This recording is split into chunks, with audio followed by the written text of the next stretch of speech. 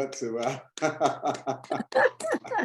show our appreciation, because not only are you a queen, you're a god. Oh no, there's only one. I'm just representing the Most High. He is the Most High God. Oh.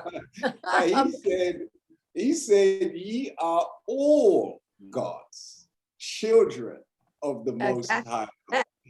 And the status that he has blessed you to attain is not one of just a mere mortal or even just the queen that you are, but you're also one whom he has clearly chosen to house his spirit and his knowledge, because you have a heart that is kind. Because what I find with many people who have knowledge, they're not kind people. And because they're not kind people, where they end up falling afoul of the blessing is in their lack of ability to share. So the blessing and the gift stays with them and almost pollutes them because they don't have a kind heart. Please share with us what your thoughts are in regards to the importance of the heart of a person. Woo! You have said everything right there. The heart, a whole nation, a whole African nation from the beginning of time, the beginning of civilization, was based on the heart. And the name of that principle is Ma'at. And the glyph for that is a scale. That's a so-called justice. That's not justice, but we are the ones who brought forth the spirit of justice in the heart. On one side of the scale is the heart. On the other side is a feather. Your heart has become as light as a feather. So it's very mystical. How does your heart become as light as a feather when there's negativity? We are frequencies. We are energy waves. Yes, ma'am. When we feed our frequency with foods from the garden, from the Most High that has already planted for us everything we need from nature, and we take in the water to flush, and we take in the fruits and the vegetables and the roots from the earth, and we begin to really nourish ourselves, and we begin to open up, our frequency goes up. I read frequency. I've been doing it for 35 years. I read what your frequency is. So people say, well, I didn't do this night. I said, well, I'm seeing that your heart, that your blood, and all. So when I'm going to go back to the scales of Ma'at, a whole nation was based on the principle of the heart.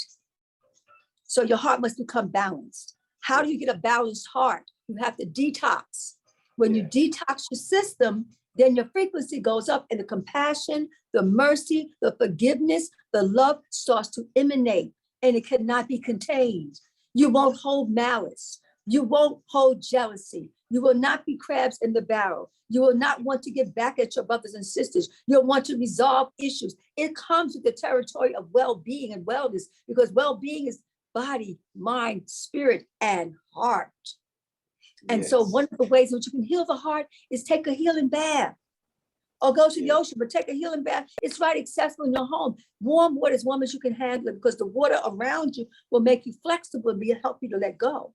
Then put 5 drops of rose oil to heal your heart and give yourself self-love and self-care, or 5 drops of frankincense and myrrh to begin to purify. Light a white candle or light a candle in your consciousness to begin to clear the way. And then immerse yourself in the warm water, stay in for 30 minutes. Turn the lights off and go within.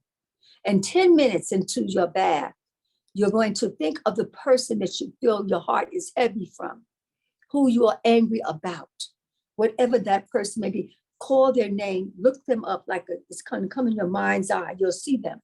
And then there's a question that's going to set you free. The question is, what did you come to teach me? When you hear the answer come back at you, oh, it's going to say, that's the answer. Then you'll realize it was never the person. It was my frequency. So that means I have the power within me, the God in me, to raise my frequency each and every day, from the sunrise to sunset, to the 12 hours of the night, from sunset to 12 hours coming back up. If I raise my frequency, I will have a different relationship with my family on the highest level, with my community on the highest level, with humanity on the highest level. Doors will open that could not open before. The world will begin to support you greater than, because what you're doing is you are fully supporting yourself. If you picked up in that meditation that that person was not supportive to you, or they didn't keep their promises, and that was life, that was life-threatening almost. But how many times have we broken our own promises? How many times did we tell ourselves, you know what, I'm going to change right now? And then you end up yelling at someone. Yeah. All right. Or how many times you said, I'm going to clean up, I'm going to fast, I'm going to change my diet. But by the time the sun sets, you're eating a piece of fried chicken. You know, how many times did we say we're going to clean up, and we don't really clean up?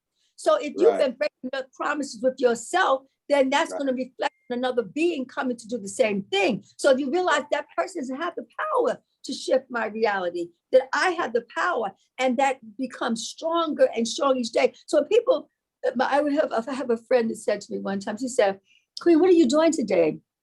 She's my editor of my earlier book.